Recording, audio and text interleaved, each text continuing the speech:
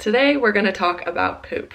We don't talk about this topic nearly enough in our culture, and it's one of the most important things to consider in regards to your health. So today I hope to give you a better idea of what a normal poop is like and some of the signs and symptoms that can show up in your digestion and bowel movements that you should be paying attention to.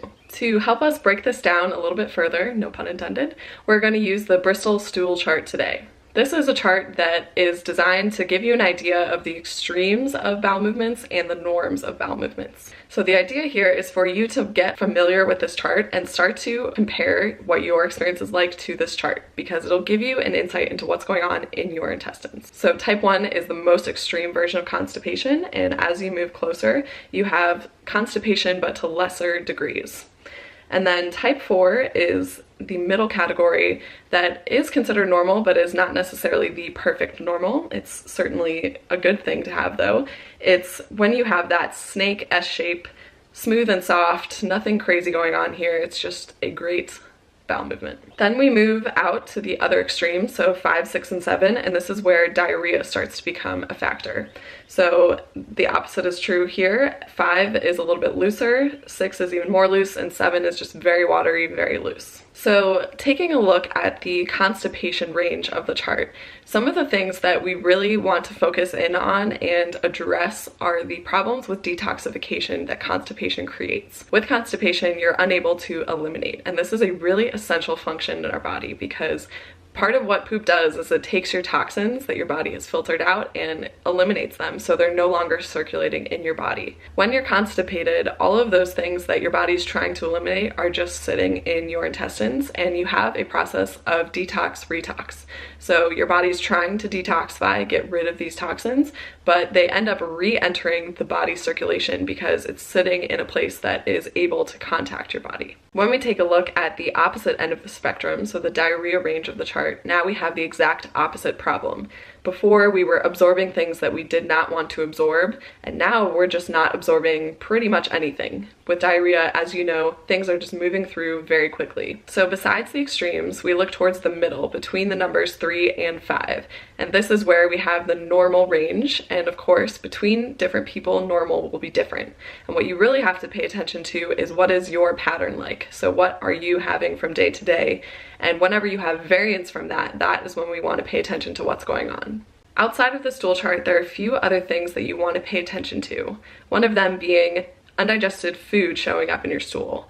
Corn is one of the most common examples, but other things like if you eat leafy greens and you notice they come through undigested, that's something to pay attention to. Another thing is color. So we all know the typical color of what a bowel movement looks like, but if you see colors outside of that range, certainly things like black, red, and purple, and then on the other end of the spectrum, green, yellow, gray. So those colors could also tell us about what's going on in your gut.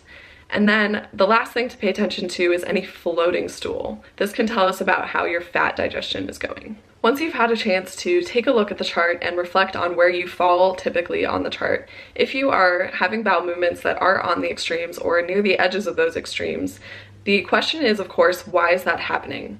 And the first place to look is, of course, your diet, because the type of food that you're eating, the quality of the food, how much fiber you're taking in, and the amount of water you're drinking will all have an effect on your bowel movements. But there are other factors to consider, like food sensitivities, food intolerances, caffeine intake.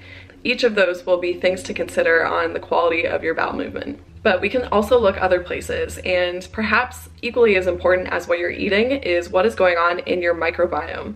This is the collection of bacteria and fungi that live naturally in your small and large intestine. So when we have issues in the gut, we call this very generally dysbiosis.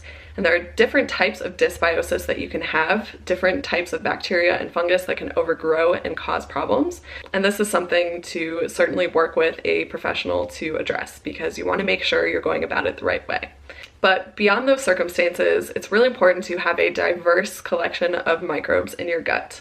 And one of the ways we can support this is by taking in fermented foods. These are natural probiotics, things like sauerkraut, kimchi, miso, any kind of refrigerated probiotic food is going to be a great way to bring in those microbes. Once we bring in those microbes, we want to make sure we're also protecting them. And this is where it's really important to be having quality food that's free of things like pesticides, antibiotics, harsh chemicals, anything that can be interfering with those microbes and their health. We can also consider what is going on in the body as a system. And the first place to think about is stress, because stress can affect both ends of those spectrums. You can be stressed and have constipation, you can be stressed and have diarrhea. And outside of that, we want to think about how the adrenal fight or flight system is working with things like the thyroid, because the thyroid has a big control over your gut motility, and that means how fast or how slow things are moving through you. So again, if you're having constipation or if you're having diarrhea, the thyroid can play a role in that.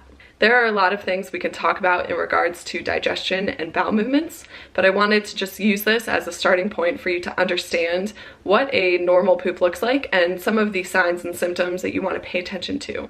I really want to use this as a way to empower you to understand that every time you go to the bathroom, you have a glimpse into what's going on inside your body. And the more you pay attention to that and the more you can work with someone to address those issues, the better you can feel. I hope that you enjoyed this. Thank you so much for listening.